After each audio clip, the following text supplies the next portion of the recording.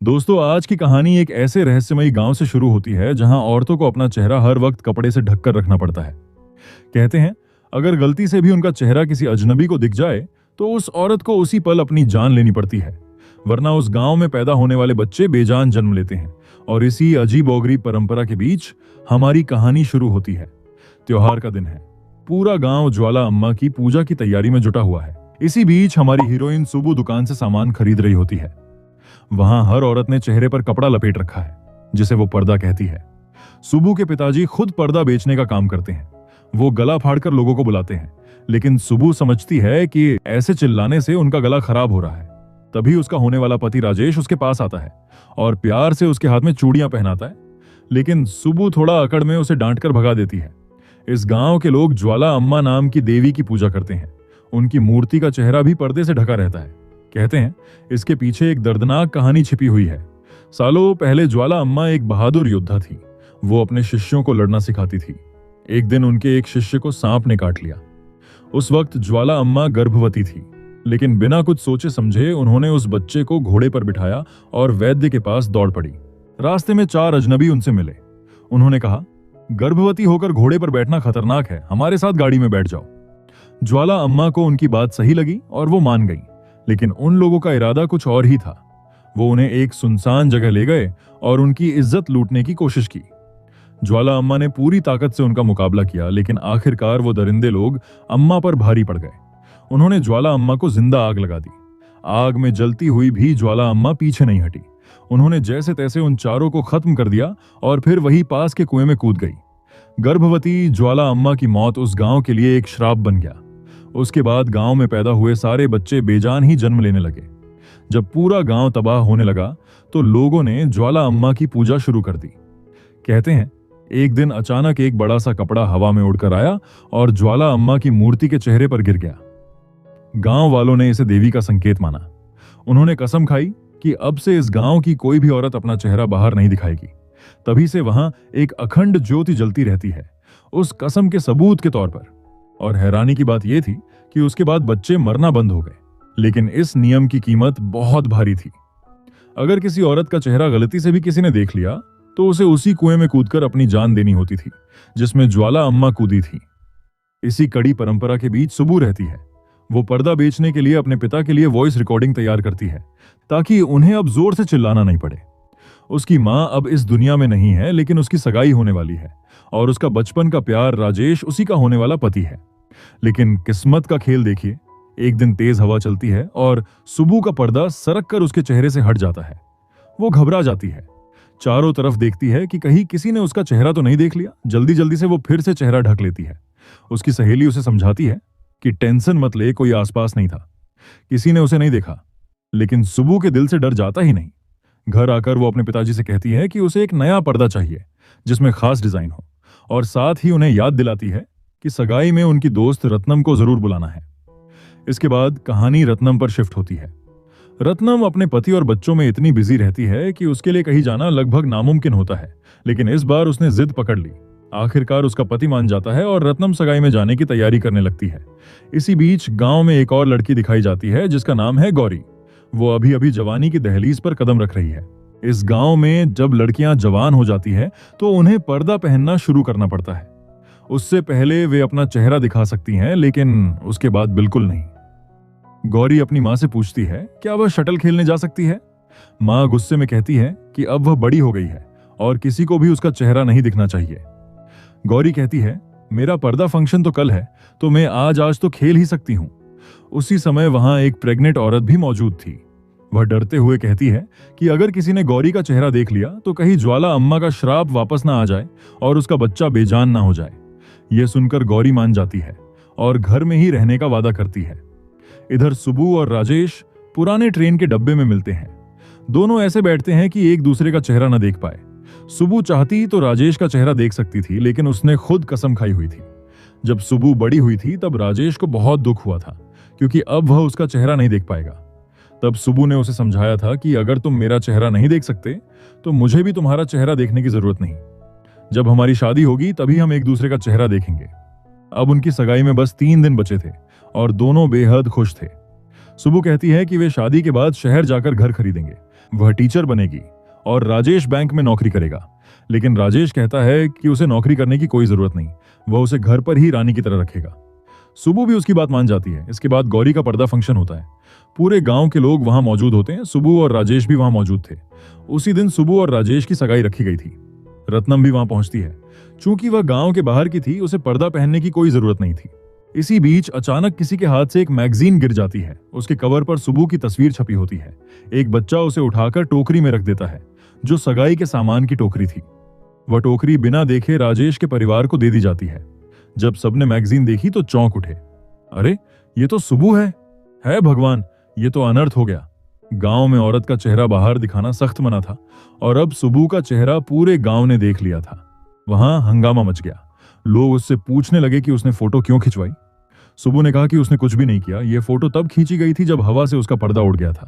लेकिन गांव वालों ने उसकी बात मानने से इनकार कर दिया। उन्होंने कहा कि अब उसे खुद को खत्म करना होगा, क्योंकि गांव की औरत श्रावंती प्रेग्नेंट थी और रिवाज के मुताबिक अगर चेहरा दिखाने वाली औरत अपनी जान नहीं देगी तो बच्चा बेजान पैदा होगा। रत्नम ने गांव वालों को समझाने की कोशिश की, लेकिन किसी ने उसकी बात नहीं सुनी। राजेश ने भी बहुत कहा, पर कोई नहीं माना। श्रावंती और उसका पति डर से टूट चुके थे। उन्हें लग रहा था कि उनका बच्चा जिंदा नहीं बचेगा। लोग कहते हैं कि सालों पहले भी ऐसा ही हुआ था। जब सुबू की मां प्रेग्नेंट थी, तब भी एक औरत का चेहरा सबने देख लिया था। तब उस औरत को भी अपने प्राण देने पड़े थे और उसके बाद ही सुबू का जन्म हुआ था। अब किस्मत देखिए, जिस औरत ने अपना बलिदान दिया, आज उसी औरत का बेटा बाप बनने वाला था। गांव वाले कहते हैं सुबू का चेहरा सबके सामने आ चुका है। ऐसे में अब बलिदान देने की बारी उनकी है, क्योंकि अगर श्रावंती के होने वाले बेटे को कुछ हुआ तो वो सुबू को कभी माफ नहीं करेंगे। सबका कहना था कि सुबू को जान देनी ही होगी। रत्नम ने उसे भागने के लिए कहा, लेकिन सुबू ने साफ कहा, मेरी वजह से किसी बच्चे की जान पर असर नहीं पड़ेगा। और वह खुद को खत्म करने के लिए तैयार हो गई। मरने से पहले वह आखिरी बार राजेश से मिलती है। कहती है, वैसे भी मैं मरने वाली हूं, क्या मैं एक बार तुम्हारा चेहरा देख सकती हूं? यह कहकर वह पर्दा हटाती है, लेकिन राजेश फिर भी उसका चेहरा नहीं देखता। बस उसे गले लगाता है और अलविदा कहकर चला जाता है। अगले दिन गांव के रिवाज के मुताबिक पूजा पाठ के बाद सबके सामने सुबू को कुएं में कूदना था। राजेश और रत्नम ने सुबू को रोकने की कोशिश की, लेकिन गांव वालों ने उनकी एक नहीं सुनी। उन्होंने रत्नम के हाथ में एक बड़ा सा पत्थर थमाया और सुबू को कुएं में उतरने को कहा। उससे पहले सुबू को देवी से माफी मांगनी थी। सुबू ने वहां सच बोलते हुए कहा, मैंने जानबूझकर कोई गलती नहीं की है, मैंने किसी को फोटो नहीं दी। अगर देवी को लगे कि मैं बेगुनाह हूं तो वह मेरी जान बचा लेगी, और अगर उन्हें लगे कि मैंने गलती की है तो वह मुझे मार देगी। यह कहकर वह कुएं में उतर गई और अपने प्राणों का त्याग करने लगी। सुबह के पानी में उतरने के बाद तेज हवा चली और देवी की अखंड ज्योति बुझ गई, जिसे देखकर कुछ औरतें दौड़कर आईं और कहने लगीं, उसे जल्दी बाहर निकालो वरना अनर्थ हो जाएगा। यह देखकर गांव वालों को समझ आ गया कि यह गलत हो रहा है। सुबह बेगुनाह है और देवी नाराज नहीं है। बिना देर किए राजेश कुएं में कूद पड़ा और सुबह को पानी में ढूंढने लगा। काफी मेहनत के बाद सुबह को बाहर निकाल लिया। फिर भी गांव वालों का डर पूरी तरह खत्म नहीं हुआ। रत्नम ने कहा, अगर आप लोग एक बेगुनाह लड़की को फिर से मरने पर मजबूर करेंगे तो ज्वाला अम्मा फिर से गुस्सा हो सकती हैं। इससे गांव की मुश्किलें और बढ़ेंगी। हमें सुबह को अपनी बेगुनाही साबित करने का मौका देना चाहिए। राजेश ने बताया कि जिस फोटोग्राफर ने यह फोटो खींची थी वह नॉर्थ इंडिया के धर्मशाला में है। अगर उसे जल्दी ढूंढ लिया जाए तो सच्चाई सामने आ जाएगी। फोटोग्राफर का नंबर तो मिल गया था, लेकिन कॉल नहीं लग रही थी। आखिरकार गांव वालों ने कहा कि सुबह को खुद फोटोग्राफर को ढूंढना होगा। वह यहां आकर सभी को बताएगा कि फोटो उसकी मर्जी के बिना खींची गई थी या उसने खुद अपनी मर्जी से खिंचवाई थी। लेकिन बेचारी सुबह कभी भी गांव के बाहर अकेली नहीं गई थी और यह काम अकेले नहीं कर सकती थी। गांव वालों ने यह भी कहा कि कोई उसकी मदद नहीं करेगा। तब रत्नम ने आगे आकर कहा कि वह सुबह के साथ जाएगी। गांव वालों ने तो सुबह को धमकी दे डाली कि अगर वह भागी तो सुबह के पिताजी को छोड़ेंगे नहीं। सुबह ने तय किया कि वह हर हाल में फोटोग्राफर को ढूंढ कर लाएगी। वह धर्मशाला जाने के लिए निकल पड़ी। धर्मशाला पहुंचते ही रत्नम की दोस्त की बेटी आमी उनकी मदद करने वाली थी। आमी की मां ने उसे फोन करके गांव वालों की कहानी बताई और मदद करने के लिए कहा। वो मान जाती है और दोनों को धर्मशाला ले जाती है। स्टेशन पर आमी दोनों को पिक करती है। ठंड के कारण उन्होंने गर्म कपड़े खरीदे। भीड़ में सुबह भटक जाती है। सुबह ने देखा वही मैगजीन वाली फोटो बहुत बड़ी होल्डिंग पर लगी है। वहां खड़े लोग उसी को देखे जा रहे थे। डर के मारे सुबह वहां से भागकर किसी घर में चली जाती है। टेंशन के मारे वो चीखती है और रोने लगती है। रत्नम उसे ढूंढते हुए इधर उधर देखती है। बहुत खोजने के बाद आमी और रत्नम उसे ढूंढ लेती है। सुबह रोते हुए कहती है कि उसकी तस्वीर सबने देख ली। आमी उसे समझाती है कि गांव वाले अंधविश्वासी हैं। किसी औरत का चेहरा देखने से बच्चे बेजान पैदा नहीं होते। सुबु बताती है कि उनके गांव में अगर कोई औरत अपना चेहरा दिखा देती है तो उसे खुद के प्राण देने पड़ते हैं ताकि बच्चा सुरक्षित रहे। आमी कहती है अगर कोई औरत खुद को खत्म नहीं करती तो शायद यह अंधविश्वास टूट जाता। यह सुनकर सुबु थोड़ी चिंतित होती है। आमी खुले विचारों वाली थी, शादी में कोई दिलचस्पी नहीं थी। वह अपनी जिंदगी अपने दम पर जीना चाहती थी। लेकिन सुबु मासूमियत से कहती है भगवान ने औरतों को बच्चे को जन्म देने की ताकत दी है, इसलिए शादी और बच्चे भी जरूरी हैं। सुबु की बात सुनकर आमी हंस पड़ती है। धर्मशाला जाते ही उन्होंने एक कमरा लिया। रात में जब सुबु सो रही थी, आमी उसके पास आई और अपनी दुख भरी कहानी बताई। कैसे गांव वालों ने कहा था कि गर्भवती श्रावंती 1 महीने बाद बच्चा डिलीवर करेगी। उससे पहले सुबु को फोटोग्राफर को ढूंढना होगा और अपनी बेगुनाही साबित करनी होगी, वरना उसे भी खुद को खत्म करना पड़ेगा ताकि बच्चा सुरक्षित रहे। सुबु की हालत देखकर और उसकी बातें सुनकर बहुत दुख हुआ। रात में रास्ते में लैंडस्लाइड होने की वजह से उनकी गाड़ी रुक जाती है। आमी बाहर जाकर रास्ता देखती है। इस बीच सुबु फोटोग्राफर को कॉल करती है। कॉल लग तो जाती है, लेकिन सुबु इंग्लिश नहीं जानती थी, इसलिए वो आमी को बुला लेता है। लेकिन तब तक कॉल कट जाती है। गांव में राजेश के पिता कहते हैं कि भले ही सुबु बेगुनाह साबित हो जाए, लेकिन उससे शादी मत करना, क्योंकि उसका चेहरा अब सबने देख लिया। धीरे धीरे राजेश भी अपने इरादे पर डगमगाने लगता है। बाहर की दुनिया देखकर सुबु को एहसास होता है कि जहां गांव की औरतें रिवाजों में फंसी हैं, वहीं बाकी लोग अपने सपनों के लिए जी रहे हैं। राजेश दुकानों पर देखता है कि लोग सुबु की तस्वीर वाली मैगजीन खरीद रहे हैं और उसकी तस्वीर छू रहे हैं। यह सब देखकर वह घिन महसूस करता है और सोचता है कि शायद अब सुबु से रिश्ता तोड़ना ही सही होगा। अगले दिन सुबु राजेश को कॉल करती है। उस समय राजेश अपनी शादी के फंक्शन में बैठा होता है। उसका पिता कॉल उठाकर सारी बातें सुबु को सुनाता है। इसी बीच कुछ शराबी लोग सुबु को पकड़ लेते हैं। आमी और रत्नम उसकी चिल्लाने की आवाज सुनकर वहां पहुंचती है। शराबी उसे गाड़ी में बैठाकर छेड़ने की कोशिश करते हैं। आमी और रत्नम के आने पर वे डरकर सुबु को गाड़ी से नीचे फेंक देते हैं। सुबु को चोट लगती है और वह मानसिक रूप से पूरी तरह टूट जाती है। रोते हुए वह कमरे में आती है और चिल्लाती है। माँ की बातें झूठी थी। माँ ने तो कहा था कि यह पर्दा हमेशा रक्षा करेगा, लेकिन ये मुझे कभी बचा नहीं सकता। आमी उसे समझाती है तुम्हारे गांव के सारे रिवाज सिर्फ अंधविश्वास है। किसी औरत का चेहरा देखने से बच्चों के जिंदा पैदा होने पर असर नहीं पड़ता। अगर कोई औरत खुद को खत्म नहीं करती तो सब सही रहेगा। तुम्हें इस अंधविश्वास में नहीं जीना चाहिए। अपनी जिंदगी को किसी दबाव में दबकर मत जियो। सुबु मासूमियत से पूछती है तो इससे श्रावंती का बच्चा तो नहीं मरेगा ना? आमी जवाब देती है बिल्कुल नहीं, वह कभी नहीं मरेगा। तुम्हारा पर्दा उतारने से उस बच्चे को कोई नुकसान नहीं होगा। और वैसे भी ज्वाला अम्मा कभी नहीं चाहेगी कि कोई औरत अपना चेहरा ढके या किसी बच्चे की जान जाए। यह सुनकर सुबु में हिम्मत आ जाती है। वह सारे अंधविश्वास पीछे छोड़ देती है और अपनी जिंदगी खुलकर जीना शुरू कर देती है। पहली बार वह अपना पर्दा हटाती है। अब उसे फर्क नहीं पड़ता कि लोग उसका चेहरा देख रहे हैं। जब उसने देखा कि उसकी फोटो वाले पोस्टर लगे हैं, जिसे देख के लोग मुस्कुरा रहे थे, किसी ने उसके साथ बुरा व्यवहार नहीं किया, उसे समझ आ गया कि उस फोटो का होना गलत नहीं था और इससे उसे कोई परेशानी भी नहीं हुई।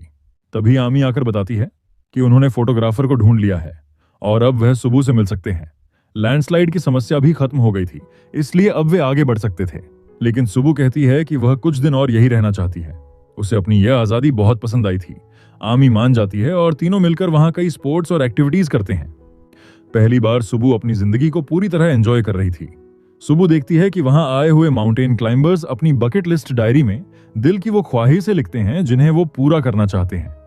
सुबु भी अपनी बकेट लिस्ट बनाती है और उसमें लिखती है कि वह बिना पर्दा पहने अपने गांवों में सबके सामने घूमना चाहती है। इसी बीच फोटोग्राफर का वीडियो मैसेज आता है। वो वीडियो मैसेज में कहता है कि वह साउथ इंडिया की एक खास चिड़िया का फोटो लेने गया था और तभी सुबु उसके कैमरे के सामने आ गई। वह तब किसी इंसान की तस्वीर नहीं लेना चाहता था, लेकिन उस पल सुबु में कुछ खास लगा था, इसलिए उसने फोटो खींची। वह माफी मांगता है कि बिना पूछे उसने फोटो छाप दी और अब वह सब ठीक करने के लिए तैयार है। सुबु कहती है कि अब उनके यहां रहने की कोई वजह नहीं रही, अब वापस जाना चाहिए। सुबु और रत्नम गांव पहुंचते हैं। आज उसकी अग्नि परीक्षा थी। सुबु बिना पर्दा के ही बाहर निकलती है। लोग हैरान रह जाते हैं। गांव के सभी मर्द, बच्चे और गांव की औरतें बस सुबु को ही देखे जा रही थी। तभी एक बच्चा सुबु को देख लेता है। वो जाकर सुबु के पिता और गांव के सभी लोगों को खबर कर देता है। लोगों के मन में बस यही चल रहा था कि ये लड़की पूरे गांव का सर्वनाश कर देगी और अब कभी इस गांव में जिंदा बच्चा पैदा नहीं होगा। दूसरी तरफ उसी समय श्रावंती को तेज दर्द आता है। उसकी डिलीवरी में गांव की औरतें मदद कर रही होती हैं। श्रावंती बहुत ही ज्यादा दर्द का सामना कर रही थी। बहुत सारा दर्द झेलती हुई अचानक वह बेहोश हो जाती है। श्रावंती का पति तो फुट फुट कर रोने लगता है। इसके बाद वो पास में चूल्हे से एक ईंट निकालता है और चला जाता है सुबु से बदला लेने। लोग सुबु को खूब गालियां देने लगते हैं और भला बुरा कहने लगते हैं। पति भी उस पर हमला करने के लिए आगे बढ़ता है। सुबु के पिता उसे एक जोर का थप्पड़ मारते हैं और उसका सिर पर्दे से ढक देते हैं, लेकिन सुबु अब पहले जैसी नहीं रही। वो उस पर्दे को निकाल फेंकती है। अब जैसे ही श्रावंती का पति उसे ईंट से मारने वाला था, तभी खबर आती है कि श्रावंती ने एक स्वस्थ बच्चे को जन्म दिया। सब चौंक जाते हैं। गांव वालों को समझ आता है कि उनका श्राप सिर्फ अंधविश्वास था। वे देवी की प्रार्थना करते हैं और सुबु को सम्मान देते हैं। आखिर में सुबु मशाल लेकर देवी की मूर्ति पर पड़े पर्दे को जला देती है। यह देखकर गांव की सारी औरतें अपने चेहरे से पर्दा हटा देती हैं। फ्लैशबैक में दिखाया जाता है कि सुबु ने फोटोग्राफर से कहा था कि जब गांव की औरतें पर्दा छोड़ेगी तब वह फोटो छापे, और ऐसा ही होता है। फोटोग्राफर उसकी नई तस्वीर छापता है और यह कहानी यही समाप्त होती है। तो दोस्तों, पर्दा सिर्फ एक फिल्म नहीं थी, यह हर उस औरत की आवाज थी जिसने अपनी जिंदगी किसी और के फैसलों में कैद कर दी। इस कहानी ने हमें यह सिखाया कि औरत की सबसे बड़ी ताकत उसके सपने होते हैं, सपने जो किसी पर्दे के पीछे छुपने नहीं चाहिए। अगर आप भी मानते हैं कि औरत को अपनी पहचान खुद बनाने का हक है, तो इस वीडियो को शेयर जरूर कीजिए, क्योंकि जब एक औरत खुलकर सांस लेती है तो उसकी पूरी दुनिया बदल जाती है। वीडियो अच्छा लगा हो तो लाइक करें, चैनल को सब्सक्राइब करें और कमेंट में जरूर बताइए कि आपके हिसाब से आज की औरत को सबसे ज्यादा किस चीज की आजादी चाहिए। हम फिर मिलेंगे एक नई कहानी, एक नए सवाल और एक नए जवाब के साथ। तब तक याद रखिए, पर्दा सिर्फ चेहरे से नहीं, सोच से हटाना जरूरी है।